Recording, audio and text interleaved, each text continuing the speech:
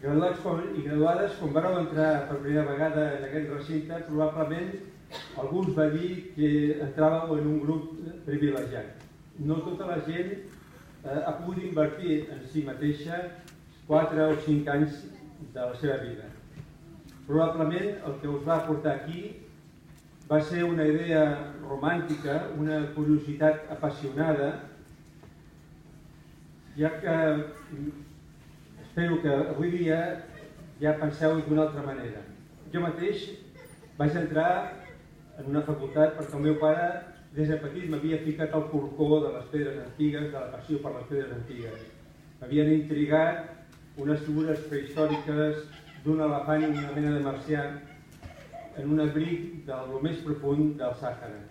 Avui dia, per mi, ja té menys misteris aquest fet. Potser a vosaltres també us va motivar alguna cosa, com per exemple la pel·lícula Master i Commander, que us va fer somiar en viatjar i conèixer la geografia, us va fer potser vibrar la fibra sensible a la música de Boccherini, potser us intrigaren les guerres napoleòniques, el començament del colonialisme i el febril segle XIX. O tal vegada us va portar una coneguda novel·la inspirada en la mitologia escandinava. A diferència del que ha dit la graduada, espero que aquests darrers anys no siguin l'època més feliç de la vostra vida. Us queda molta per endavant. En realitat, aquests anys han estat un ritual d'iniciació per vosaltres. La nostra és una societat que té probablement el ritual més llarg d'iniciació, suau però sostingut. Molts de vosaltres probablement vau entrar aquí deixant just enrere l'horrible adolescència plena de granells i de picors.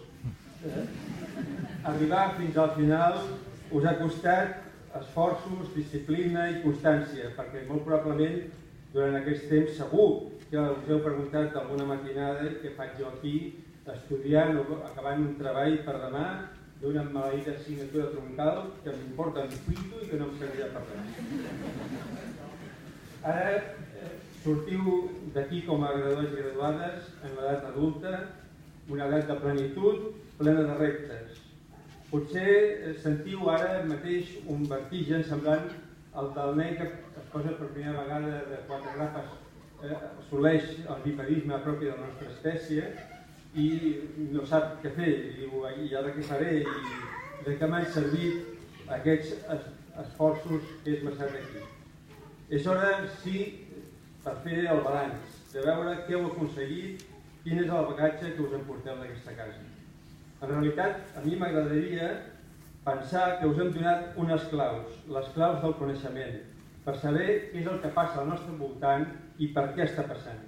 Ara sabeu, segurament, per exemple, per què els rics viuen a Sarrià i no al Raval, com ells distribueixen la riquesa i els recursos del món. Sabeu en quin punt de la història està el famós procés. Que la natura humana és cultura. Sabeu distingir, no com altres persones, un Toulouse-Lautrec d'un Picasso. Sabeu d'on surt segurament el cant gregorià i quina relació té, per exemple, amb el cant popular de la Sardenya. Ara us heu de plantejar què feu amb aquestes claus. Si les voleu llançar al mar, si les feu servir per la vostra satisfacció personal, per poder viure fent el que més us agrada i apassiona, o, si més no, teniu les eines per no haver de fer el que no us agrada ni voleu fer. Us explicaré una historieta, perquè em toca per l'edat, i us explicaré que en el meu darrer curs de la carrera ens vam ajuntar 3 companys i una companya. Tots hem arribat a assolir la màxima categoria acadèmica en prehistòria. Un d'ells volia ser ric i famós. No és avui dia ni ric ni famós.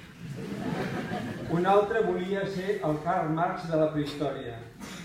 S'ha fet famós, però ara vol ser Darwin. I va donant voltes com un boig per Àfrica buscant la Paula perduda. Jo mateix estava enamorat de Friedrich Engels i de la seva dialèctica de la naturalesa. L'únic que he aconseguit és escriure un llibre sobre catàstrofes en la prehistòria. És cert que quan el meu rival acadèmic més directe em va dir que li havia agradat molt el llibre, em vaig enganxar 10 quilos de satisfacció. Però us he de dir que l'única dona del grup tenia molt més clares les coses. Ella sabia perfectament i amb tota seguretat què és el que no volia, i ella ha estat la que ha arribat acadèmicament més amunt. La Sílvia, la companya graduada, ha parlat de la ciència-ficció. No és cap coincidència que a moltes persones que estudiem ciències humanes ens agradi la ciència-ficció. A mi, evidentment, sóc una d'elles. I això passa perquè, sabent com ha anat el passat, ens agradaria imaginar com seria el futur. Imaginem segurament un futur millor, perquè sabem, la gent que ho hem estudiat, que vivim en la societat més injusta de la història humana. La que més ha fet malbé el planeta, la que més ha malbaratat les possibilitats